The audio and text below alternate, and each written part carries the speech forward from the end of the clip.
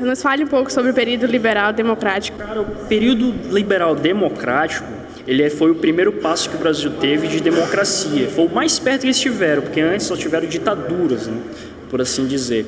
Então, os governantes estavam preocupados em atingir grandes populações, em grandes realizações, não importando o custo dessas obras. Eles não queriam atingir poucas classes sociais, queriam atingir todo mundo, de uma maneira geral. Esse primeiro passo foi dado, começou com Eurico Gaspar Dutra, do PTB, que foi o primeiro presidente que ganhou por 55% dos votos em eleições limpas, e ele era aliado de Getúlio Vargas. Então ele tinha essa convicção com Getúlio, o governo anterior de Getúlio. E a primeira coisa que ele fez em 1946 foi promulgar uma Constituição, que era a quinta já do país. Então, o que ele fez? Ele abriu o voto universal, que era para todo mundo, com exceção dos analfabetos. Ele colocou os 3 poderes, executivo, legislativo e judiciário, e ele proibia as greves de sindicatos, não importando quais. Então, ou seja, não era uma democracia totalmente dita, mas tinha uma certa liberdade. O projeto dele era nacionalista, ou seja, ele usava o capital de dentro do país para desenvolver o mesmo. Ele não usava empréstimos de fora ou multinacionais, ele queria desenvolver dentro, assim como Getúlio fez. Havia também a sua oposição, que era a UDN, que queria de qualquer forma usar o capital estrangeiro, fazer empréstimos, e isso aumentaria mais a dívida externa, que já estava bem grande. Então, o PIB do seu governo crescia 6% ao ano, mas isso não pode ser considerado uma grande vitória, porque a dívida externa só aumentava e as reservas cambiais só se esgotavam. Então, não era muito se comparado com outros governos. Naquele tempo, os políticos tinham uma certa demagogia. Essa demagogia seria que eles apelavam muito para a emotividade. Eles falavam, mas não faziam muito. Tinha até um político que tem o slogan "rouba, mas faz", né?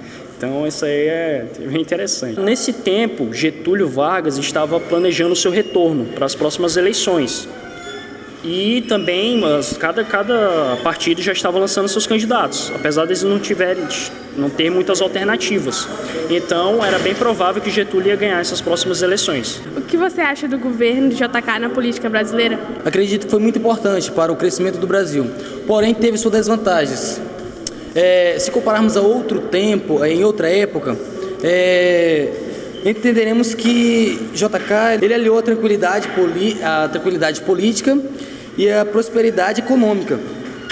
Ele fez o seguinte: ele criou uma tranquilidade em que quase todos os partidos se uniram e se tornaram um só. E tanto a política do Brasil nesse período, o PIB, Produto Interno Bruto, o PIB, né? Parabéns, você sabe. Cresceu de 7% ao ano. Se juntarmos o período em que ele governou o país, acredita-se que cresceu bastante o país, porém a sua dívida externa aumentou devido à falta de exportação do café, que era o principal produto econômico do Brasil na época.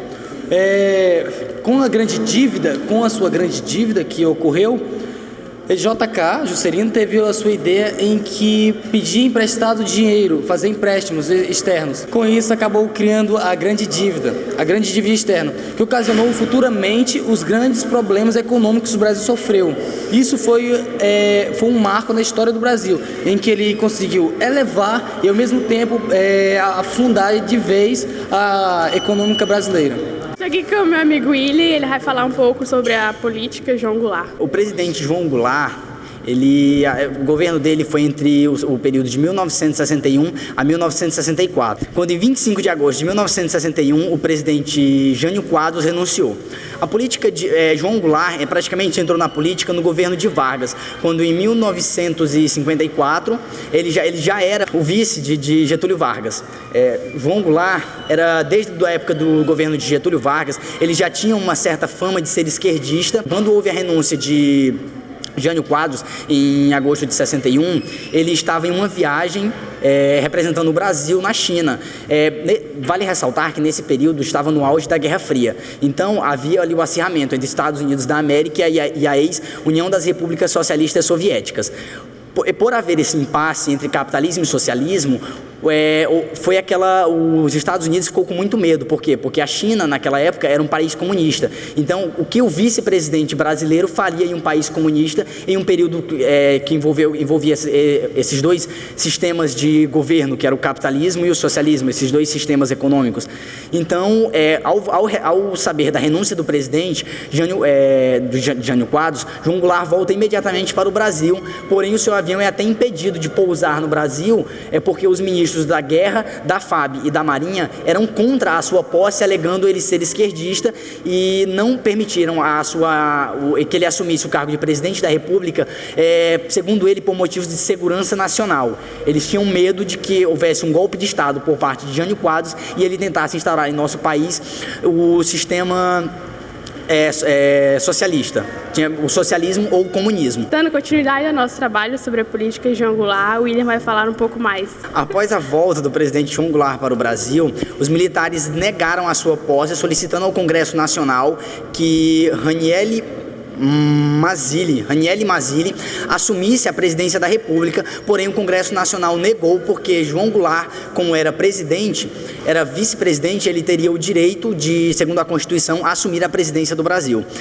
Mas mesmo assim foi nomeado Ranieri Mazzilli como presidente, até que o Congresso, em 2 de setembro de 1961, instaurou no país, através de uma emenda constitucional, o parlamentarismo, onde o presidente perdia parte de seus poderes, transferindo diretamente para um primeiro-ministro.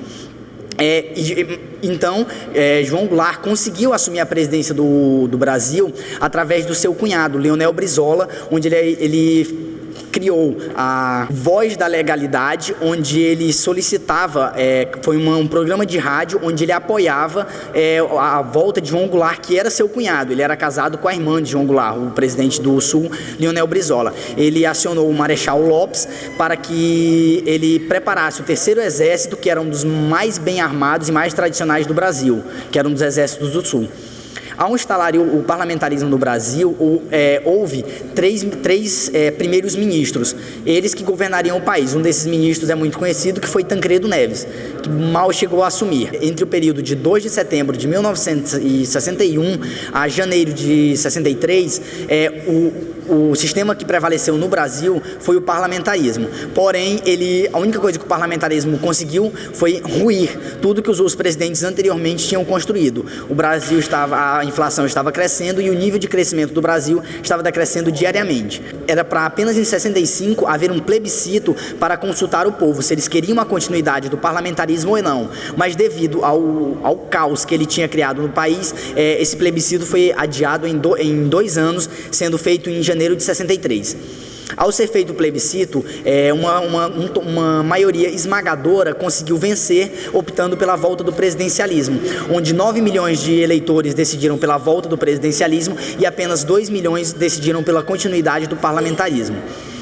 João Goulart, depois do plebiscito, assumiu e teve de volta todos os seus poderes como supremo representante do Poder Executivo do Brasil. Ao ter todos os seus poderes de presidente da República restabelecidos, o presidente João Goulart iniciou o Plano Trienal, que o objetivo do Plano Trienal era combater a inflação e tentar voltar o ritmo de crescimento do país. João Goulart tentou instaurar no país, tentou iniciar as reformas, como ele quis chamar, as reformas de base, que eram as reformas agrária, administrativa, financeira e política. Umas reformas que praticamente até hoje são utópicas, principalmente a reforma agrária. João Goulart desagradou vários setores da sociedade, principalmente a classe média, que tinha tendência de crescer ou no mínimo se manter, e os grandes latifundiários e proprietários das multinacionais que estavam no Brasil. Jânio Quadros lançou a Lei da Remessa de Lucros, que não permitia mais que as empresas multinacionais enviassem grandes remessas de lucro para suas matrizes no exterior. O capital das empresas ficaria retido no nosso país. Ao tentar fazer estas reformas de base, João Goulart começou a sofrer oposição desse setor mais rico da sociedade. Porém, ele ganhou o apoio da população. Houve até uma manifestação de cerca de 250 mil pessoas, que foi uma mobilização a favor dele.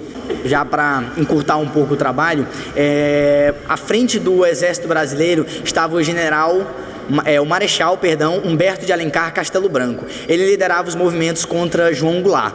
Ele ordenou que o exército de Minas Gerais marchasse em direção ao Rio de Janeiro para que fosse aplicado Então, em 31 de março de 1964, os militares tomaram as ruas e exigiram a saída do presidente do Brasil. Inclusive, ficou conhecido como golpe militar. A partir desse evento foi instaurado o regime ditatorial no nosso país. João Goulart foi para um exílio fora do país. Ele se retirou do país com medo, até temendo sua própria vida. Ele poderia ter evitado o golpe militar, mas segundo ele preferia pelo não derramamento de sangue inocente.